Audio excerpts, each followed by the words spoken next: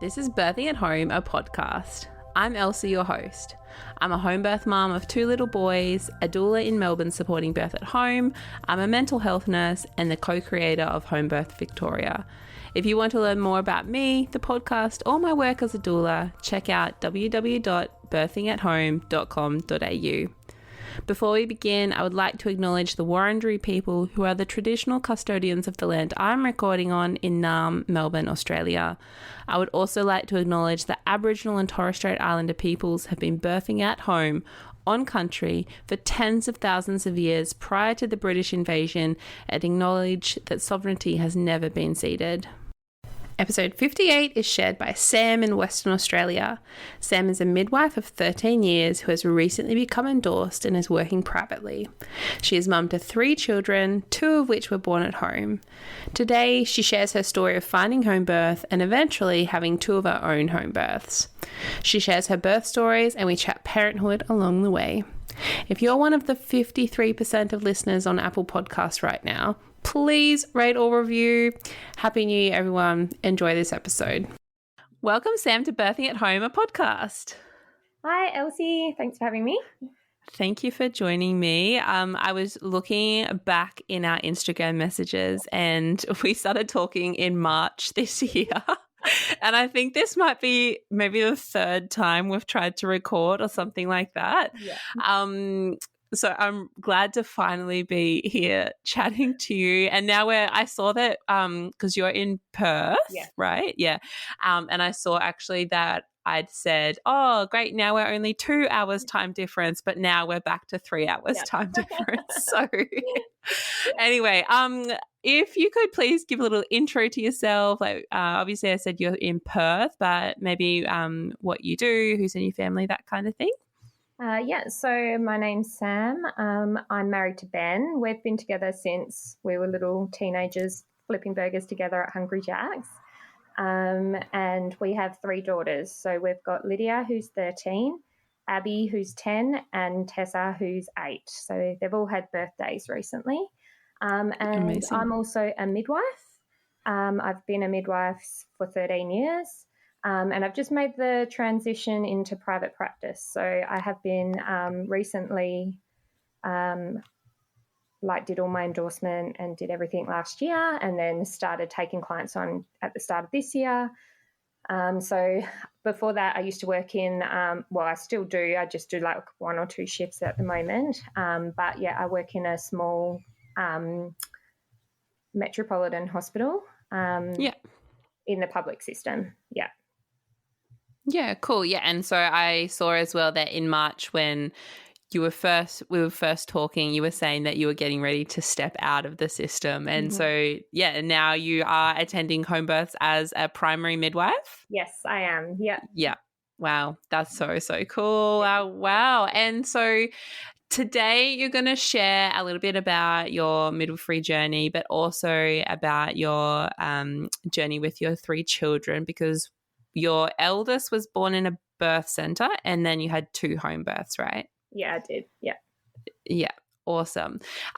So maybe going back, what came first, midwifery or home birth? What did you know about home birth growing up, or did you only learn about that through midwifery?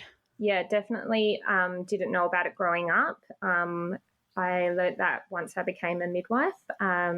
So everyone around me, all family, friends, everyone would have had babies in hospitals, and it was not a thing in my family.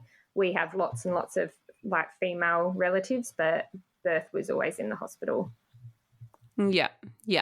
And growing up, I mean, how did you come into studying midwifery? What was your experience of knowing about birth or pregnancy or women's bodies growing up? Yeah. Well, I was really unsure about what I wanted to do after I finished high school. And like I said, I had lots of female cousins who were already nurses, and I was kind of reluctant to do that. I don't know. I just felt like I was following the trend if I did that. So I did a year of human bio and sports science. It was all right. Didn't love it. did a year of phys ed teaching, which I do. I really love sport. Cool. But still didn't love it. And then I was like, stuff it, I'm going to do nursing. Yeah. So trained as a nurse, did all my nursing studies, got to the end of that, didn't love it, like just didn't feel right, didn't fit me. And so then I actually went straight from my nursing, so I completed that, and then I did my mid straight after it. And back when I trained in Perth, we had a degree where you actually got employed by the hospital and then you did a postgrad. So it was a year that you worked 3 days a week and went to uni 1 day a week. Yeah. You got paid as well. I was going to say, and did you get paid? Yeah, I have heard that from someone else, and I believe that like currently there might be like a similar situation, especially like in rural areas, perhaps. Yeah. But I think they might be potentially trying to bring something similar back, but it would be a longer training. I think it's 18 months instead of the 12 that I did. Yeah. But yeah, it was the best of both worlds, really. Like, so I got to work in a hospital that it's the same one that like I've always worked at. That technically was meant to take on like lower risk clientele because we're only about 1,300 births a year, don't have 24-hour theatres and things like that. So I kind of got to learn my trade, especially back when I was really like junior, around like older experienced midwives who would like show me the way, you know, like show me what physiological birth was meant to be like. I mean, as much as it can be in a hospital, but as a baby midwife, you have to see those things. We never got the opportunity to do any sort of training in the home setting or anything like that as a student, though. Which was a bit disappointing, I guess. But I did enjoy it. Yeah. And so how old is your eldest, did you say, sorry? She's 13. 13. So did you have her in your first year of midwifery? Mm-hmm. Yeah, okay. Yeah. And so do you remember, giving birth in the birth centre, did that kind of stem from what you'd learnt about trying to go for a physiological birth in the system, I guess? Yeah. So I initially did want to have a home birth the first time round. My husband wasn't comfortable with that. I guess we're both young, like we're both new to that kind of world as well. I'd worked so I did my training year and then I fell pregnant like in the January of my first year of like being a grad. So I guess we, you know, like I knew that birth would be better with midwives. I knew midwifery care and physiological birth was the way to go, but trying to convince him to have a home birth straight off the bat, it wasn't a planned conception with Lydia either.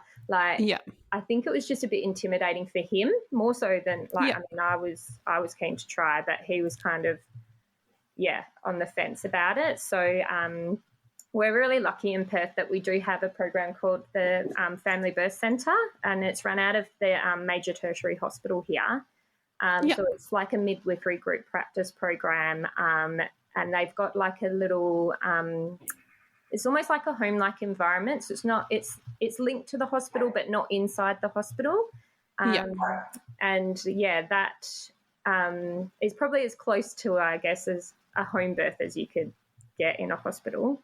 It's still got its limitations, let's be honest, but it was probably a happy medium. And I'm a unicorn woman that's the perfect low risk candidate that they all want to have. Awesome. So I guess I felt comfortable going there because I knew I probably wouldn't be one of the ones that's going to be kicked out, I knew that I was going to be able to probably make my way through there without too many issues.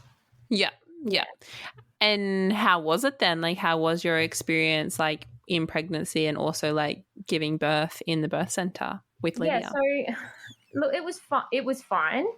I guess it was quite difficult because I was working full-time shift work to like time my appointments and things with the midwives at the birth centre. So like I got allocated into a group, but you were still meant to have one primary midwife, but I felt like I probably saw everybody just because of shift work and availabilities, because obviously they must have kind of set antenatal days or whatever, but my work would never line up with that.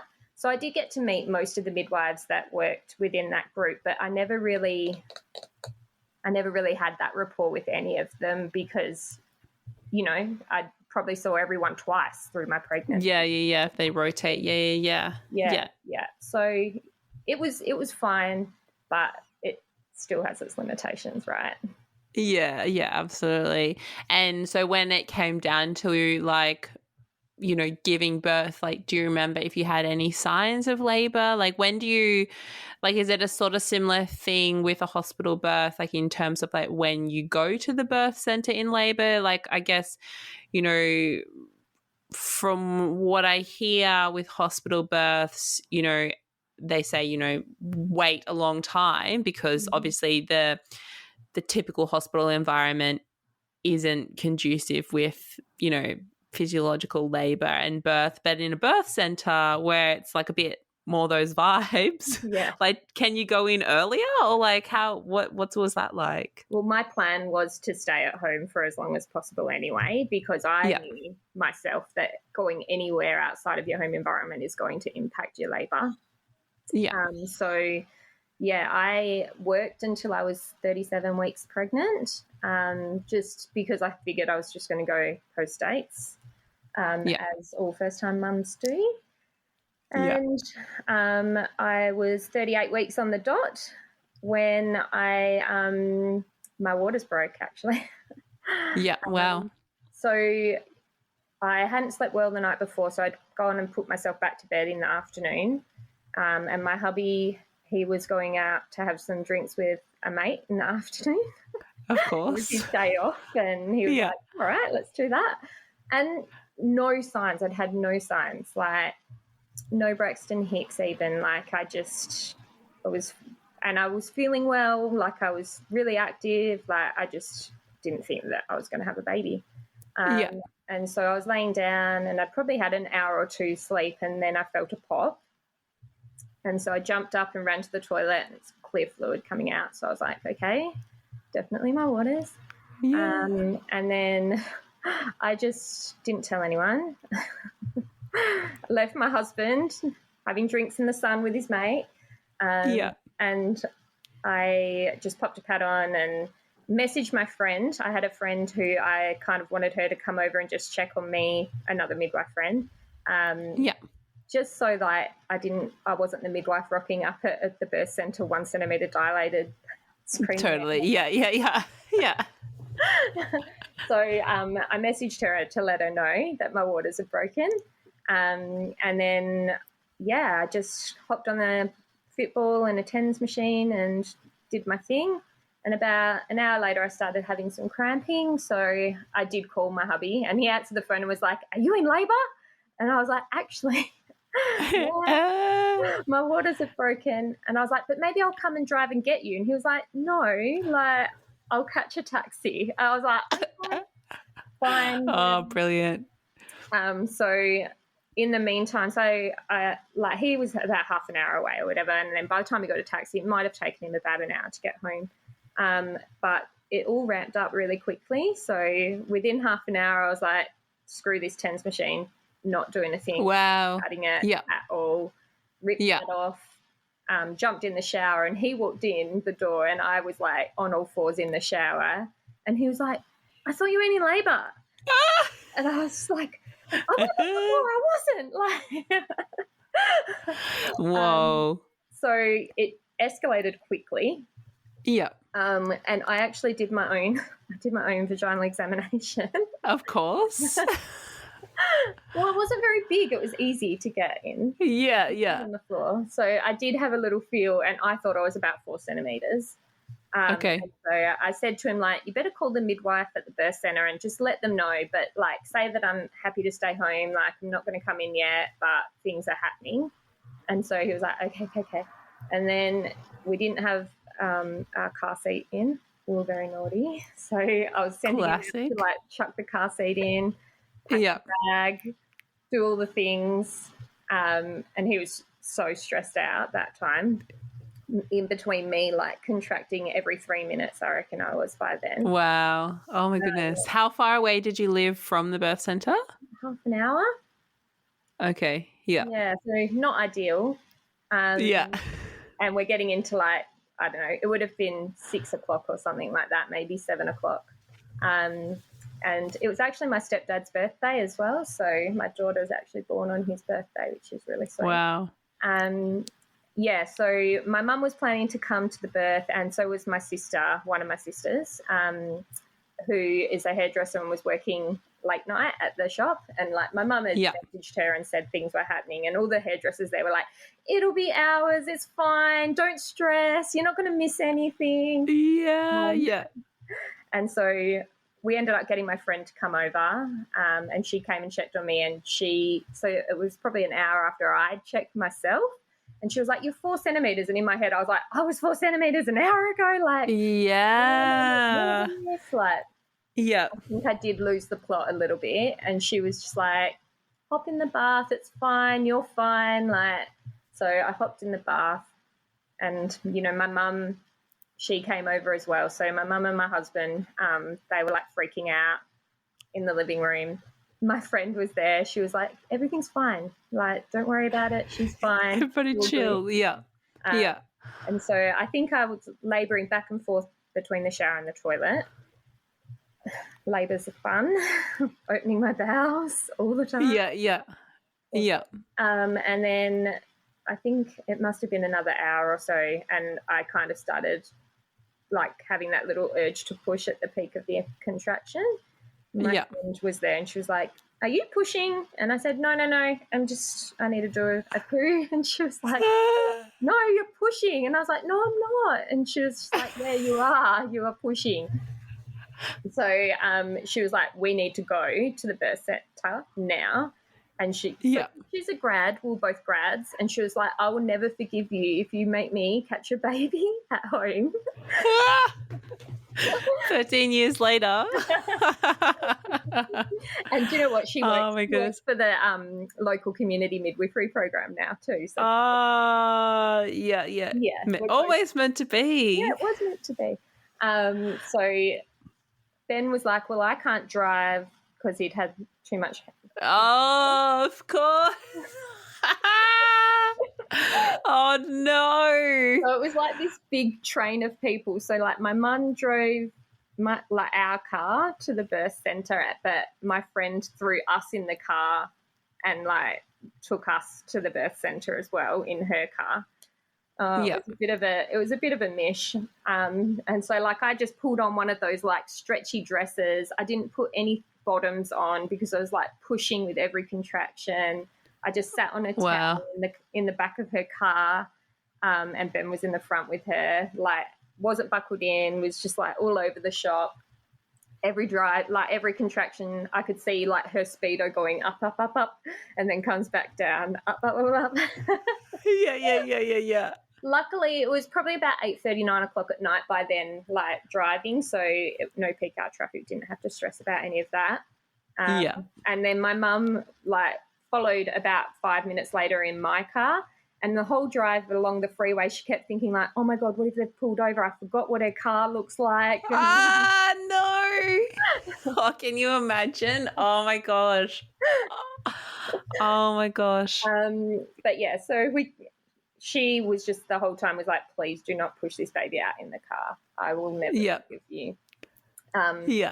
Luckily, we'd called ahead when we were on our way and Ben had said to the midwife how I'd like a water birth. So they had started to fill the pool up for when we got there. Oh, cool. So by the time I arrived, involuntary pushing my way into the hospital, the pool was ready. So I hopped in basically as soon as I got there. I think the midwife wanted to check how dilated I was, and she did say I had an anterior rim, but I couldn't stop pushing even if I wanted to. They tried to give me the gas and said, like, you know, let's breathe through a few with the gas. And I said to everyone, the gas isn't working. It's not on. Like, what's going on? I feel nothing from this. Like, I know people are meant to feel like dizzy, and I feel nothing. And they all kept laughing. They're like, yeah, it's on, it's on, it's on. No, it had run out. The bottle had run out. Oh my gosh. So you actually, oh my goodness. And they didn't realize that till after. Well, I think it was about 3 or 4 contractions of me just saying, like, this isn't doing anything. And then they looked and they were like, oh, yeah, it's empty. No. Oh my gosh. So the midwife switched it over the gas bottle, but by then I was pushing anyway. Like, I would just Yeah. Yeah. Yeah. So it was going to happen. I was in like the most awkward position they've got the hard, like they've got like a proper built-in hard pull, like it wasn't one of the soft Yeah, of course. pulls. Yeah. But for some reason, and I don't know why, but I like was laying back like you would if you were laying back on a bed, and like Ben was like holding my under my arms, and because my coccyx bone was like really hurting me, like, so I couldn't put my bottom down on the bottom of the bath. Yeah. I don't know why I didn't flick over to my knees. I don't know why that didn't occur to me, or why anyone didn't actually just suggest that, because surely that would have helped. But anyway. Do they put anything in the bottom to like make it softer? No. Because I'd never really thought about that. Yeah. They should put towels down or something. Or yoga mats, like stick yoga mats or something to the bottom. Probably against OC health and safety for the hospital. Definitely. But yeah, so I think I pushed for about 45 minutes. And at one stage, like it was, a big circle of her head was just sitting there. And I just kept saying, she's not going to come. Like, that's it. She's stuck. Like, I lost the plot. My friend was with us, and she was like, Sam, you've been pushing for 45 minutes and it's your first baby. Calm down. Like, you're doing fine. But I was like, nah, I'm done. It's not coming. She's not coming. She's stuck. Like, I'm going to have to I was just like losing my mind. I'm going to have to transfer. Yeah. I'm going to have a vacuum. Like, don't know. She's never going to come out. And then maybe 5 minutes later, she was born. Yeah. Wow. And she came out in the water looking up. So she came out direct OP. Wow. Facing upwards. That's so impressive. Yeah. How quick and like how you got through that. How long do you say that you were in labor with her then for? About 4 hours. Yeah, holy moly. I reckon she must have turned like at the end. Like, I don't think she was in that position to begin with. And even my friend who, when she checked me at home, she was like, no, it felt like she was away when I checked. Yeah. I reckon she moved like maybe when I started pushing. Interesting. But she had like, so she was midwife talk. She was like a deflexed baby. So like instead of having their like chin crunched down, she was actually like kind of looking up. Yeah, wow. She looked like she had like this big cone like right on the top of her head. Yeah. And if you looked at pictures, I don't know if you've seen babies that have had like vacuum extractions, how they have like that domey kind of look. Yeah. What she looked like when she came out. Wow. She must have just been in this really weird position. I mean, babies are clever, but they also do strange things. That, I mean, how bizarre. But yeah, it does sound like that she, especially because it was so quick and like you didn't particularly have back pain. Except when I was pushing. Yeah. How bizarre. And then she was here. So she was born in water and you picked her up. The midwife did, because I was still leaning back. Oh, yeah. Wow. I was still trying to save my coccyx. Even after she was born, I think I made Ben still hold me up because I couldn't sit for probably 2 weeks. I reckon I must have, like, when she came through, she did something weird to my coccyx. Yeah. Oh my goodness. And do you remember what the birth of the placenta was like? Do they have like a policy about that? Yeah, I think they have an hour, and if you haven't had the placenta in an hour, then you have to have the Cinto injection. But they did want me to get out the pool to deliver the placenta. And I don't know if that's a standard thing there or not, but yeah, so after she was born, we didn't know we were having a girl either, and we all just cheered. And it took us ages. I said, what do we have? And then like everyone was like, oh yeah, like what is it? Took us ages before anyone like figured out to check. But yeah, so I hopped on a beanbag just next to the pool and then delivered the placenta maybe half an hour, 45 minutes later. Cool. Yeah. And so what happened? So how old is your middle one? So there's a 3-year difference. She's 10. Okay. Yeah. Okay. So within 3 years, what did it take 3 years to convince your husband to have a home birth, or were you instantly like, we definitely could have done this at home? I pushed Lydia out and said, we're doing that at home. Yeah.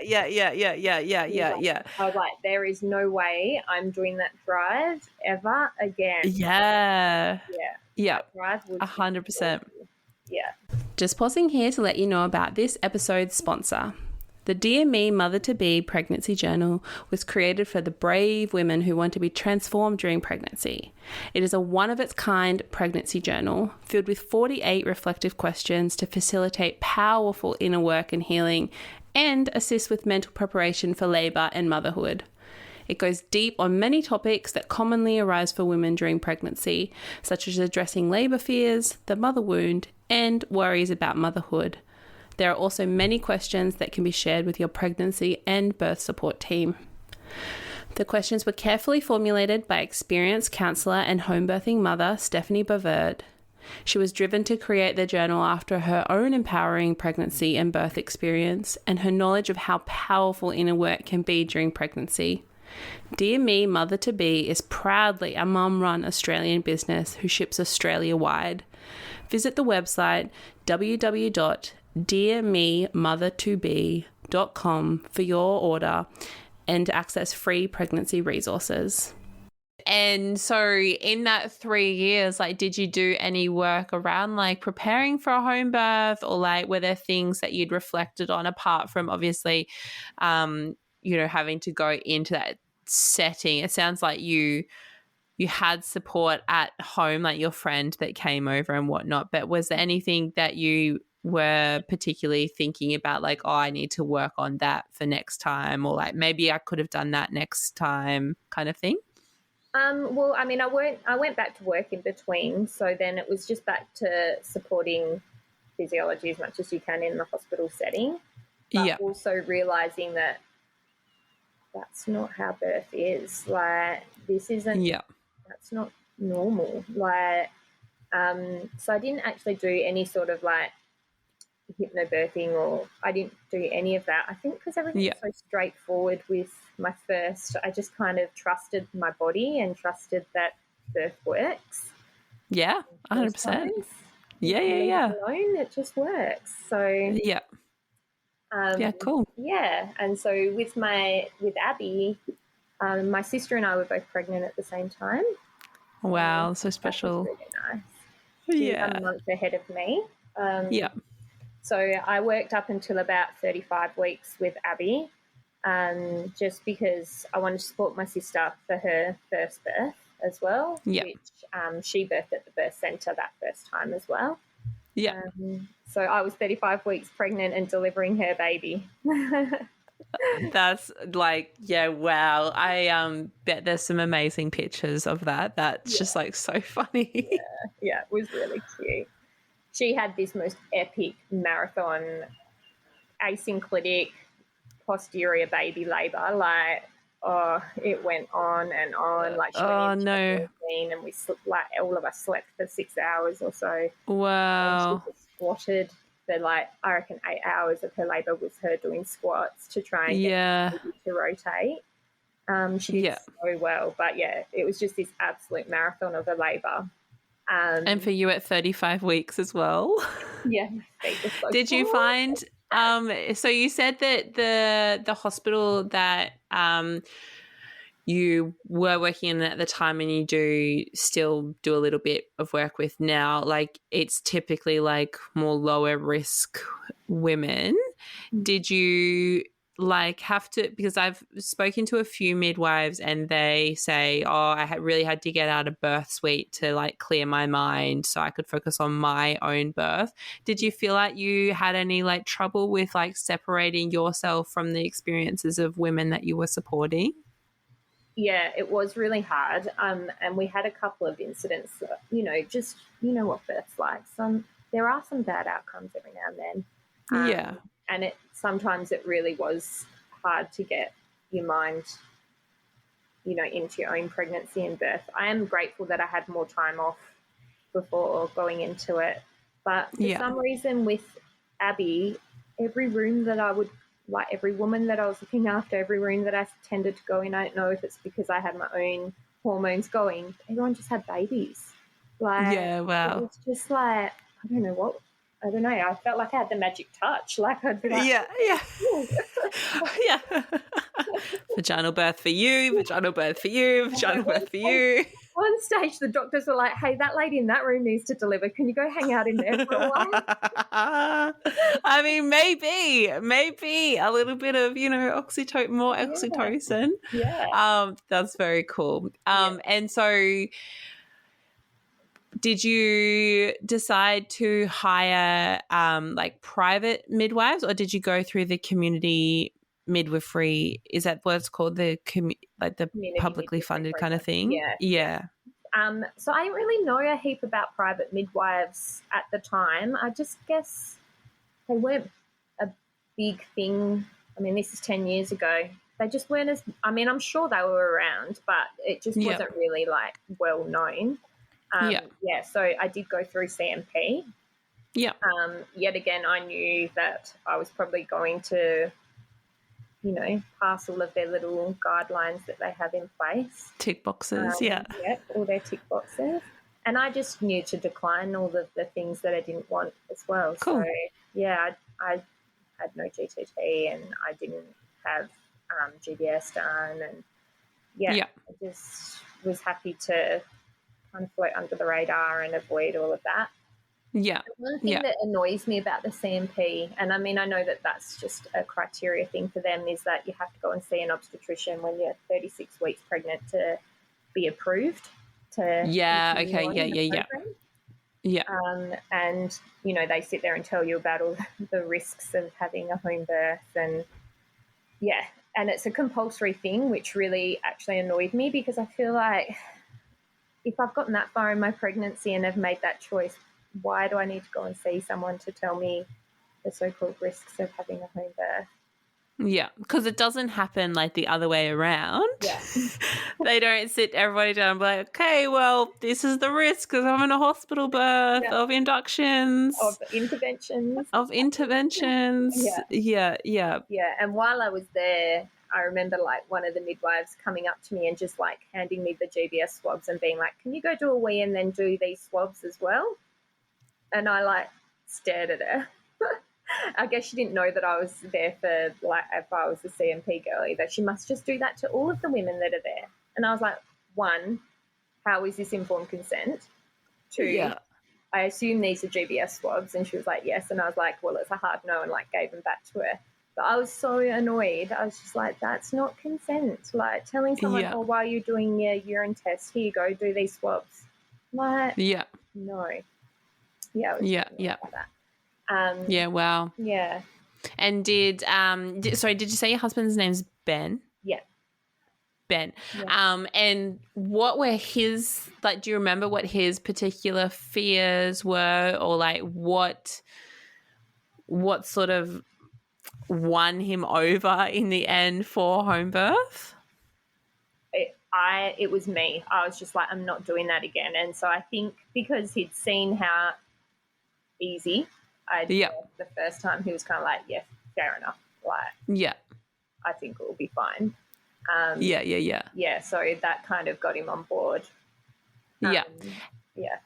And any like midwife friends or like anything, did you get like any particular critical feedback or like opinions, not feedback, opinions about like what you were choosing to do? Yeah, all the time at work. Yeah. Yeah, because it is quite interesting because there is a higher rate of midwives that have home births, but I feel like it's I don't know if a spectrum. No, maybe not a spectrum. I feel like it's sort of like black or white. You're either a midwife that agrees with home birth or you're a midwife that's seen so much that they can't imagine anybody should be giving birth at home. And so you're either one or the other. Right. Because, yeah, like I've spoken to some of my midwife friends who work in these big tertiary, like major city hospitals where they're seeing stuff happen all the time. And yeah, it must be really scary to think about, like, if that's what you see of birth and that's what you think birth looks like, and you need all of this intervention. Yeah, I can imagine it must be really difficult to comprehend how the heck it could be any different. Well, and I think some of them can't think outside the square that the reason those things are happening are due to what we're doing. Yeah. And so, I mean, obviously, even spontaneous labourers have things happen. Like, birth isn't completely predictable. No. So then they might have something happen with just someone that's come in spont labour and then they have like a large hemorrhage or something like that afterwards. And then they'll kind of say, well, see, like that was like a spontaneous, normal labouring person who still bled. And I mean, in my head, I'm thinking, well, they're still in the hospital. Yeah. That's still an intervention. Yeah, so true. Yeah. Did you have when you think about all three of your births, like considering your birth with Abby, was there any particular like tools or things that you wanted to do, like to work with your labour, work with the pain, that kind of thing? Were you planning to have like a water birth this time? Yeah. So I had the pool, but I didn't bother getting the TENS machine because it had only lasted half an hour before it got ripped off. So other than the pool, I felt pretty confident that I could, I had music. Like I just felt quite confident that everything would be fine. So I wasn't too stressed about the whole situation, other than I didn't want to go post dates. Yeah. That's another thing that they that's a tick box. Okay, yeah. When you hit 40 weeks, you have to go back and see the obstetrician again to be approved to go to your 42-week whatever, which I didn't want to do either. Yeah, it's absolutely madness. I think it's funny that they call it the community midwifery program, because over here in Victoria, it's just called publicly funded home birth. And I don't know, like when I hear the term community midwife program, I think of like midwives and like, maybe it's like nicer or something, and like maybe they're more lenient, but it sounds like it's exactly the same as publicly funded home birth. It's just a different name, and it's been kind of sneaky. We've had it here in Perth for ages, but yes, it's the same as publicly funded home birth, but I guess it sounds nicer. Yeah, it does sound nicer. Cool. And so 35 weeks supporting your sister. Did you have any signs of labour before Abby? I actually made my same friend, come and give me a stretch and sweep. Okay, yeah. I think I was 39 and 3 or something, and it was a Friday, but I was meant to be seeing the doctor on the Monday or Tuesday, and I was like, I don't want to go and see that doctor. I mean, I probably could have rung up and cancelled that appointment as well, which was my next plan. But also, I had my first baby at 38 weeks, and I was like, what the hell? Why am I still pregnant? So she came and gave me a stretch and sweep, went for a walk down at the beach, had a bit of a mucusy show, but nothing else really. And then I went to bed. Ben had the man flu, so life was very difficult for him that evening. And I woke up at about 1 o'clock in the morning, and I started having some tightenings. And so I kind of woke him and said, like, I think labour's starting. And he looked at me and was like, nah, you're nothing like last time. Like, it's not labour, and went back to sleep. Call me when your waters have broken. And I was like, your waters don't have to break to be in labour. And he was just like, no, you're not in labour. It's all good. Oh, my God. It was enough to, like, wake me up, and, like, I wasn't comfortable in bed. So I just went and I set the room up. So I went in, the pool was already, like, inflated and sitting on our dining room table. So I, like, set that up and put the mats down and, put my music on and had all of, like, my burners going and things like that, and grabbed a heat pack and was just rocking on my ball with a heat pack. I messaged my sister because she was up breastfeeding her baby. I messaged her at 1 a.m. and said, like, think that labour's going to start soon. And she was like, okay, well, like, I've just finished feeding, like, Caleb's her son, just finished feeding Caleb, so he'll be due for a feed again at 4. I'll check in and see how you're going. And I was like, okay. Yeah. Cool. And then I must have been about another hour later, I went back to him and I was like, you need to get up, like, things are really starting to happen. And he was still just like, no, like, you're not in labour, babe. Like, no, you're not. It's not yet. Like, yeah. And he was, man flu, so he just was like, no, you're fine. And so it must have been about 2:15. I went back to him and I said, I've called my mum. And he was just like, oh, God, okay, like, jumped down. Oh, my God. And my mother-in-law, who just lives down the road, she came as well. I invited her to come to the birth. She's only had cesareans for all her babies. Her first was breech, and so that when she had babies, once a cesarean, always a cesarean. So all of her babies were cesareans. So I invited her to come along to the birth. So my husband called her to let her know to come over as well. And at about 2:30-ish, I was like, I think I'm going to hop in the shower. Like, everyone had arrived. I think we might have maybe filled the pool up a little bit as well, like halfway. And my mum or Ben maybe said, like, do you think we should let the midwife know? And I was like, no, don't let the midwife know. Like, that's not very nice. I'm not in labour yet. And so I walked off and my mum grabbed Ben and was like, call the midwife, like, call her. So he did. He called her and he just said, you look like she's pretty chill. She's going to hop in the shower, but, like, our last baby was only 4 hour labour, so we're just letting you know, like, things are happening. And the midwife, I think she lived about 20 minutes away. So she was like, all right, no worries, like, I'm on my way kind of thing. And I hopped in the shower and I had 3 massive contractions. And so then I yelled out to Ben, like, I think you need to push. And he was like, what? No, wait, hold on. Like,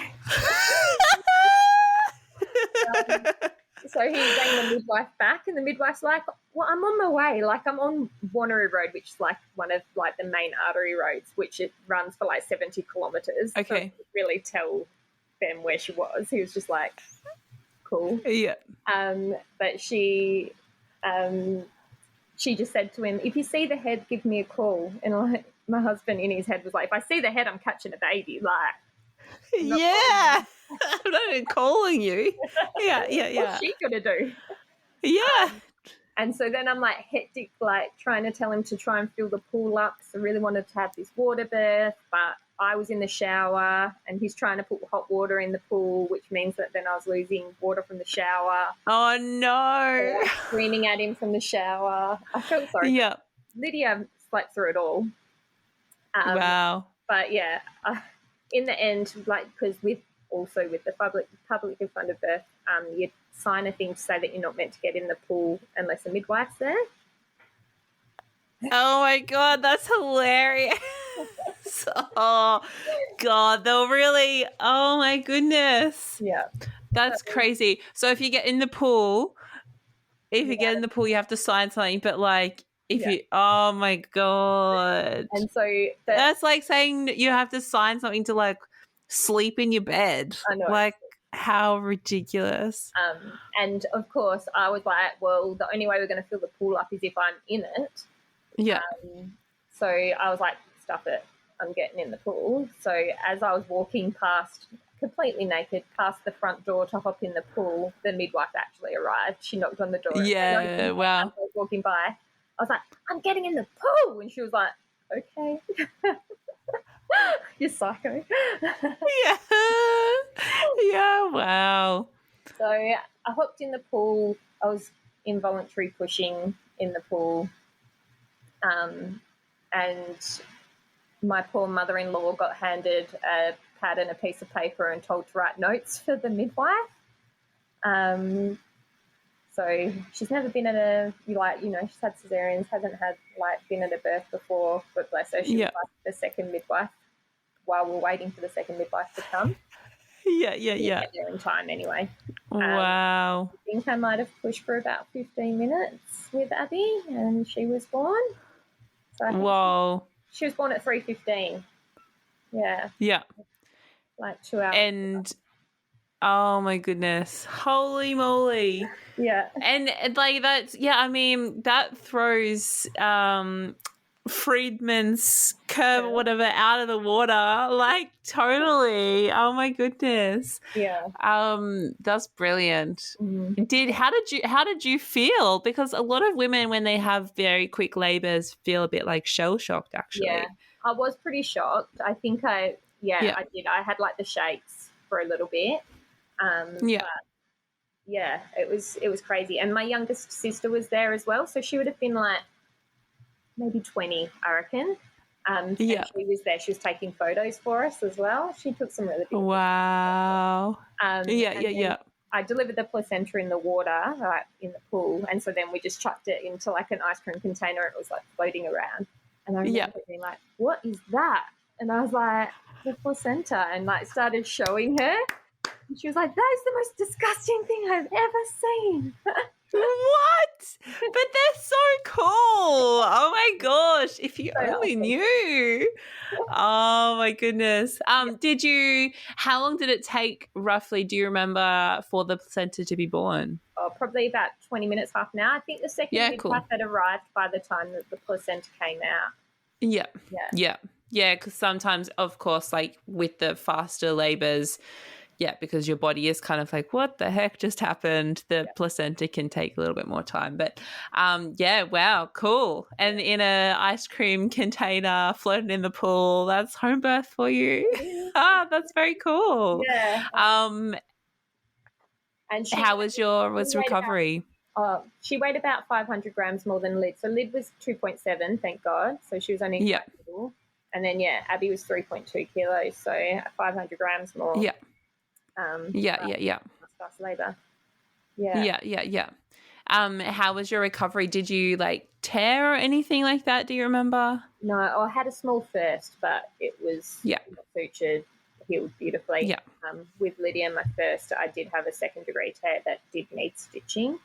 But that tear actually healed really well. It was more that my bones in my pelvis hurt so much with her. But with Abby, it was fine. She did have a bit of she had a tongue tie. And I did end up having to get that cut. But other than that, pretty straightforward, really. My poor sister went up at 4 a.m. to a picture of a new baby. Oh. She had her next feed, and she was like, "You've got to be kidding me. I've done 18 hours of labour and you had a baby in 2." Yeah, that's so funny. Oh my goodness. And what's the gap between Abby and your third baby? So her and Tess are 2 years apart. 2 years. Okay, cool. And so after this experience with Abby at home, it was a given that like it's home birth. Yeah. Absolutely. And it from the treetops. He's like a soft tissue occupational therapist. So like he works in a private practice, a bit like similar to physio, like doing body work, doing like needling and deep tissue work and things like that. So all his clients, he'd tell them all to go and have a baby at home. I reckon he probably got about 5 or 6 people to have home births as well. But that's actually brilliant. it is. So good. So cool. Did you think about anything that you would do differently, like second home birth round? No, same plan. Yeah. Have a baby. Yeah. And did you return to work between the two? Yeah. Yeah, I did. Yeah. I mean, I felt like, especially, I needed to kind of consolidate my own learning and career as well in between each of them, because I mean, other than that very first, 9 months after I graduated, I hadn't worked full time. So I just went back and worked like 2 shifts a week kind of thing in between each of them. Yeah. I needed to get my own confidence as well in just being a practitioner. Yeah. So yeah, cool. We've got good family support, so I was able to do it. Yeah, that's lovely. Yeah. And so first baby was 38 weeks. Mm-hmm. Second baby was 39 and 3 or 4 maybe. 3 or 4, okay. Yeah. And with do you say her name is Tess? Yeah. Yeah, with Tess, how many weeks was she born? Tess was the curveball. Third baby was always the curveball. Yeah, so they say. Yeah. So I think it was like 39 and 6 or something. Like it was pretty close to her due date. But I had that prodromal labour for 2 days prior. Yeah. Okay. So you okay. Did you have like any other signs, or was there anything different about your pregnancy? So by then I really started getting into like all your spinning babies, like your fetal positioning kind of things, trying to get your body like right to have the baby in an optimal position. And I knew she was on the left side towards my back for my whole pregnancy. And it made me nervous because I was like, oh no, like, why are you in that position? Yeah. And I had an anterior placenta, so I'm sure that was probably why. Like, she's not going to lay against it, but she just was stuck in this back, like tucked into this little position towards my left hip, and that's where she kind of stayed for my whole pregnancy. And I feel like that's probably why I was in this early laboury kind of thing for 2 days on and off, was because Yeah, wow. And so what did your prodromal labour, like, what was that like? How was it for you? Well, I mean, I just thought I was going to have a baby. Like, so true. Yeah. Okay. And yeah. It felt like the start of all my other labours, and so we set the pool up, then half filled it. He actually believed me. Yeah. I was in labour. Yeah. Oh, goodness. Like, just kidding. 2 days later. Yeah. Wow. Yeah, that is crazy. Like, it's 4-ish hours, 2-ish hours, and then, like, days. Yeah. Yeah. Holy moly. And so my mum was going to be there. My sister that had one that had the baby at the same time was planning to be there. And so everyone came over the first night because we just thought I was going to have a baby. No. Oh, my goodness. So annoying. And one of my friends really wanted to come as well, and so she even came, and then everyone went home again eventually. But when do you call it? Because you're like, oh, my goodness. So then, wow. Ended up going to bed because they kind of all fizzled out, and then I slept all night, like from midnight or whatever, and everyone else kind of bunked down on couches and things and then went home in the morning. And then we took the girls over to my in-laws who lived down the road and left them overnight. And then the same thing on the Saturday, like the midwife came and checked on me. She actually was like, do you want to stretch this week? And I was like, yeah, maybe that will help get things going. And after she did it, she stayed because she just thought I I was going to have a baby then too. I reckon, like she said afterwards, that I was 5 centimetres when she'd done that stretch and sweep, and it did nothing, like other than like irritated, like little contractions. But that night again, same thing, thought that I was going to have a baby, nothing. Like, wow. Went back to bed, went to sleep, and then woke up Sunday morning pregnant still. Yeah. Pretty pissed That's off. just rude. That's just rude. That's, oh my goodness. Yeah. So went back and got the girls because I was like, well, who knows when this baby's going to come. I remember them being like, why is the baby still in your tummy? And I was like, I don't know, but I'm really angry about it. Like, let's not talk about it. Yeah.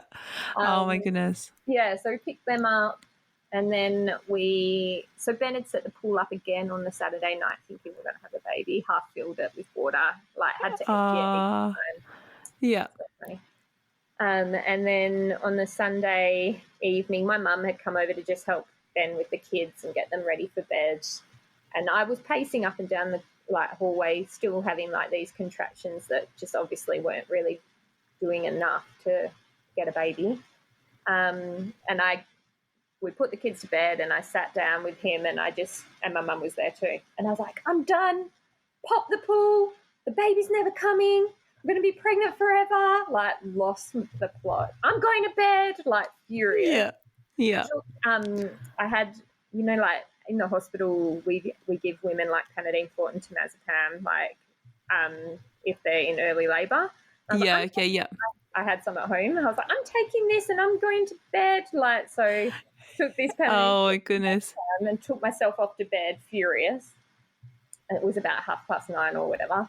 And my mum was like to Ben, don't pop the pool because she's going to have a baby tonight.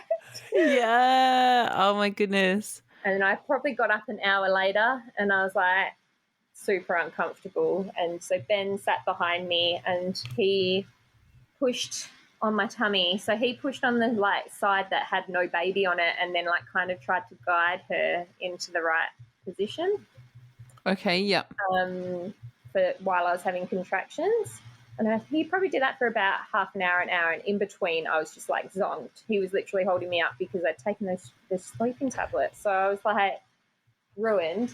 And so it would have been about, 11:30, 12 o'clock. And I was like, just call the midwife, tell her to come over and break my waters because I'm done. I just cannot do this anymore. She's coming over and she's going to do that. And so Ben called her, and she was like, look, I will come over and check on her. And I think she probably knew I was 5 centimetres, so she's probably like, yeah, maybe she is going to have a baby. So I guess he must have got the pool and stuff ready because it was already filled. And she came over, and Ben called my mum and said, the midwife's coming over, Sam's going to get her to break her waters. And, the midwife came over and was like, I don't want to do it. What if there's meconium? Then we have to transfer, la, la, la. And I was like, yeah, that's fine if we need to. In my head, I was like, I'm not transferring. I'll just Yeah. And I also just was like, I think if you break my waters, I'll have a baby. I was contracting, but they just, I don't know, they weren't doing anything. And so my mum got there, and the midwife broke my waters. There was no meconium, so that was fine. And then she called my sister and was like, oh, the midwife just broke Sam's waters. And my sister's like, I'm going to miss the birth. So both my sisters were there as well. They arrived probably 15 minutes after the midwife broke my waters. And she broke them, and I stood up. And as soon as I stood up, I just felt the baby shift and dropped right down into my throat. Wow. Yeah, the baby's going to come now. Oh my goodness. Cool. And so the midwife was like, I better call my second. And it was my friend. My friend had worked for CMP now, so she was the second. Okay. Oh, wow. Yeah, she got to come over and be the second midwife at the delivery.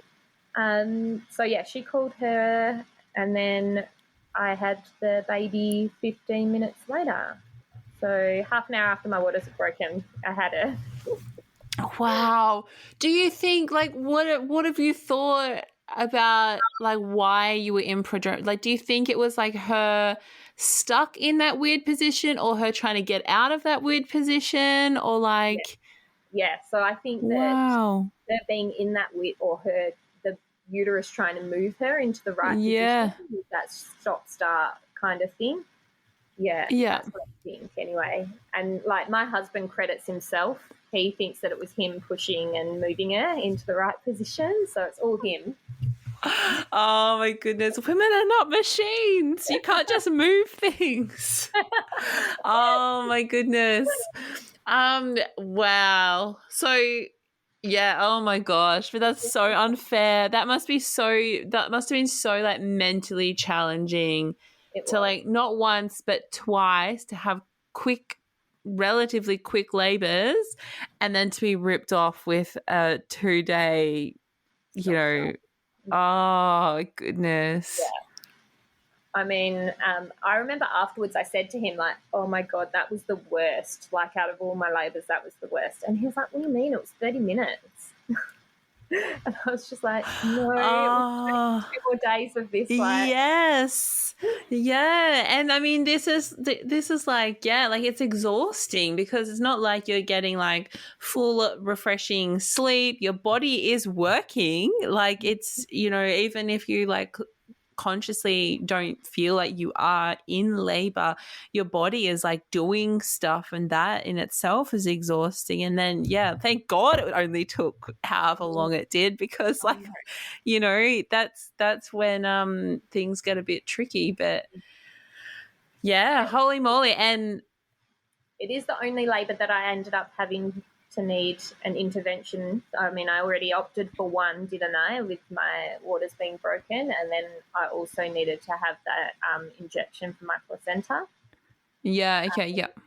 I just started to bleed quite heavily, and it wasn't coming.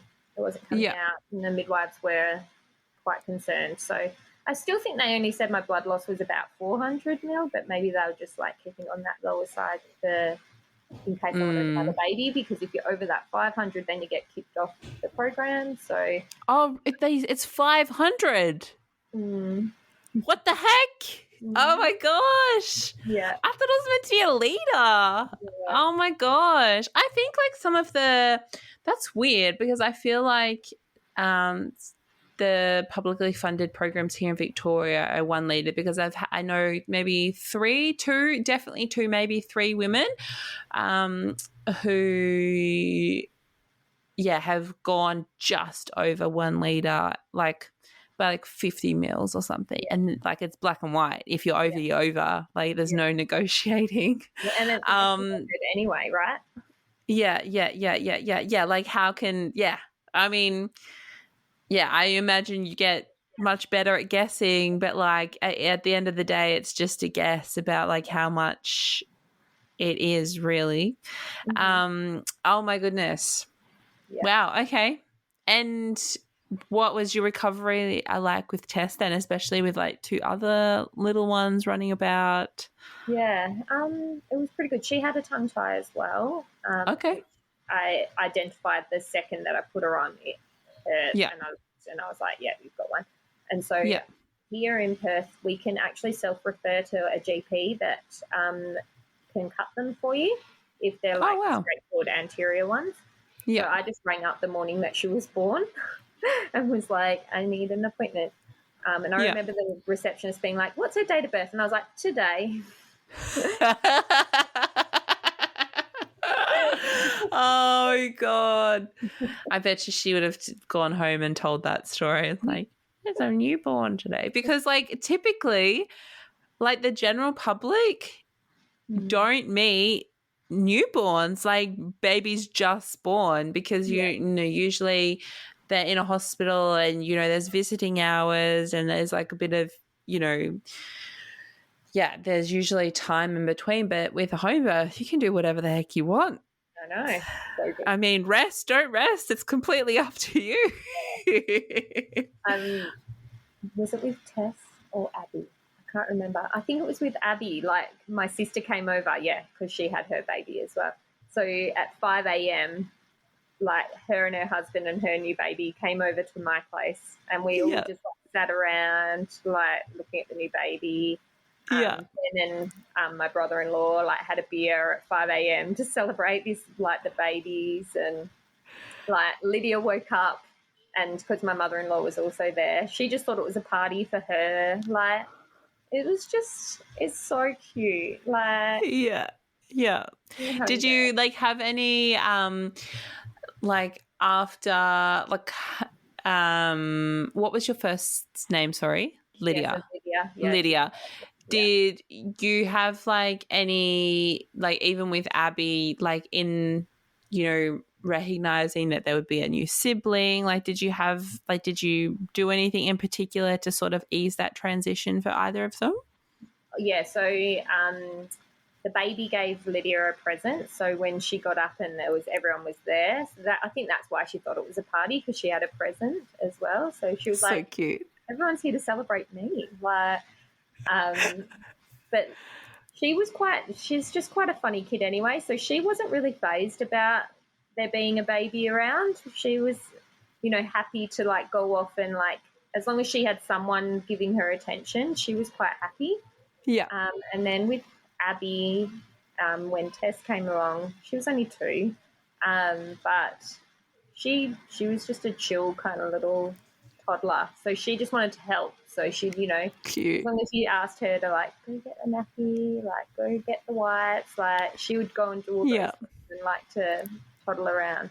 And then I would baby wear, like I just would have Tess in the carrier. Yeah.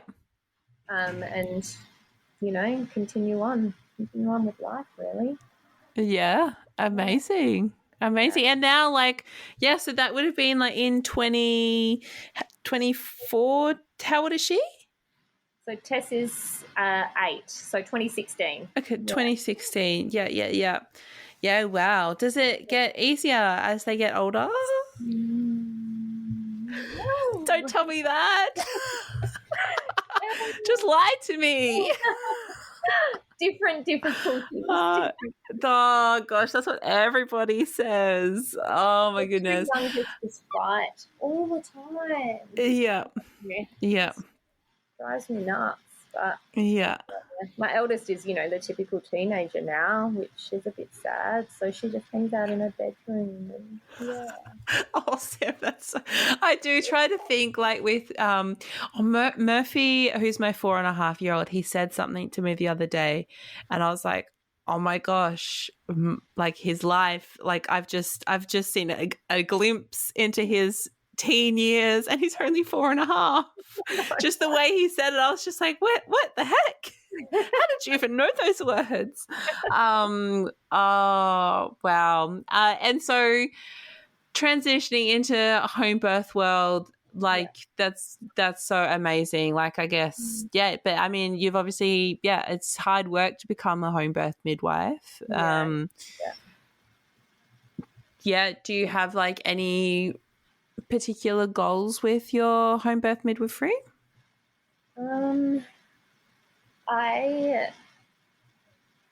Obviously I'd love to just get out of the system completely.